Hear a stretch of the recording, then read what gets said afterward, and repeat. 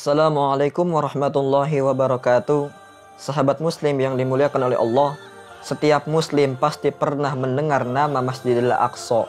Masjid ini merupakan titik tolak baginda Rasulullah SAW melakukan peristiwa Mi'raj, yaitu perjalanan menuju langit ketujuh untuk menerima wahyu dari Allah Subhanahu wa Ta'ala berupa kewajiban mendirikan sholat 5 waktu.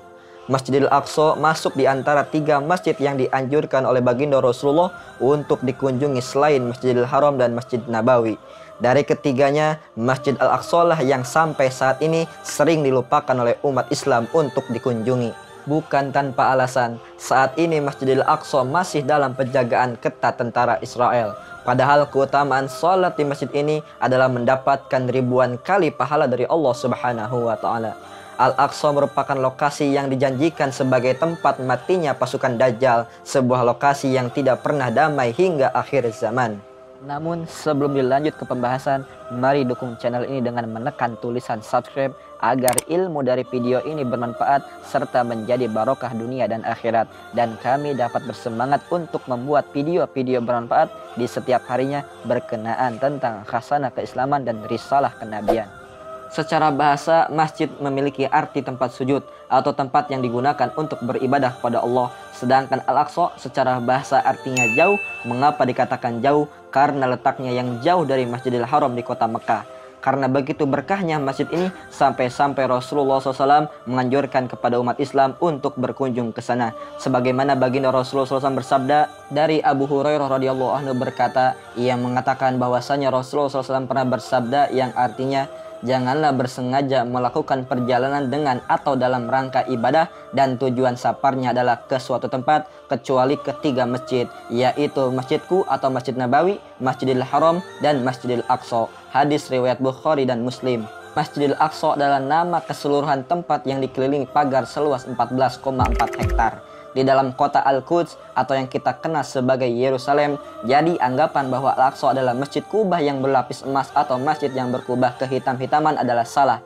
Terdapat 5 buah masjid di dalam komplek Masjidil Aqsa. 5 masjid itu ialah Masjid Kubah Sakhroh, masjid yang kubahnya berlapis emas, memiliki sejarah yang amat penting bagi umat Islam. Di dalam masjid ini ada batu yang digunakan oleh Nabi SAW untuk bertolak ke langit ketujuh berupa perintah sholat 5 waktu.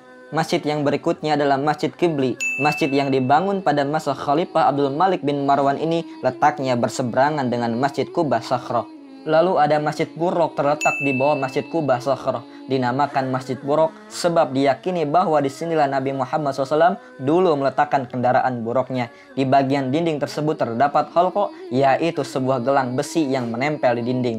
Disinilah Rasulullah SAW meletakkan kendaraannya pada malam Isra dan Mi'raj. Setelah itu terdapat juga Masjid Al-Qadim yang merupakan bangunan kuno yang berada di bawah bangunan kuno Masjidil Qibli. Lalu di sebelah tenggara dari Masjidil Aqsa berdiri Masjid Marwani yang dibangun pada zaman dinasti Umayyah. Masjidil Aqsa menjadi tempat ibadah tertua setelah Masjidil Haram di kota Mekah.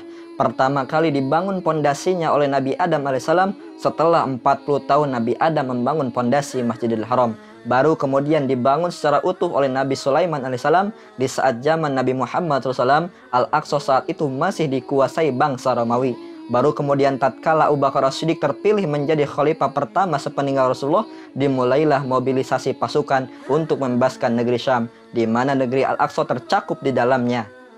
Meskipun upaya pembebasan Al-Aqsa sudah dimulai sejak zaman Khalifah Abu Bakar As-Siddiq, namun saat itu Masjidil Aqsa menjadi benteng pertahanan pasukan Romawi. Baru dibebaskan secara utuh oleh Khalifah Umar bin Khattab pada 635 Masehi. Al-Aqsa terus dipertahankan dalam naungan Islam selama 464 tahun, di mana akhirnya pada tahun 1099 Masehi Al-Aqsa kembali jatuh ke tangan Romawi hingga pada tahun 1187 atau tepatnya 88 tahun kemudian Salahuddin Al-Ayyubi berhasil membebaskan Al-Aqsa kembali dengan cara damai. Tidak ada setetes pun darah yang tertumpah pada saat itu.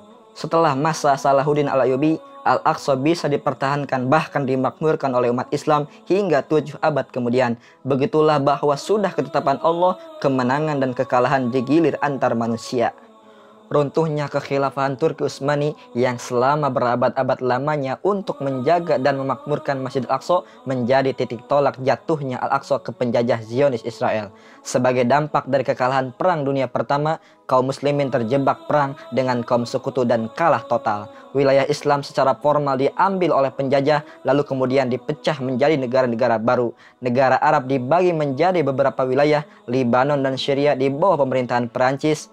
Sementara Irak dan Palestina termasuk wilayah yang saat ini dikenal dengan wilayah Jordan di bawah kekuasaan negara Inggris. Sebagai balas jasa Inggris kepada Weizmann yang telah menemukan bahan peledak yang tidak banyak mengeluarkan asap, di mana hal itu sangat membantu Inggris mengalahkan Turki Utsmani di Perang Dunia Pertama. Arthur James Balfour bertanya apa yang diinginkan Weizmann sebagai imbalan. Weizmann saat itu menjawab, ia ingin Palestina menjadi tanah air untuk bangsa Yahudi.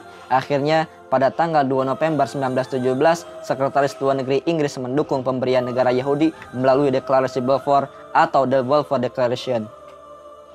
Pada saat itu, James Weizmann dijanjikan seluruh wilayah Palestina termasuk negara Jordan hingga akhirnya pada 14 Mei 1948 bangsa Yahudi memproklamirkan berdirinya negara Israel di Palestina. Dan sejak itu, Palestina berada di dalam penjajahan Zionis Israel sampai saat ini.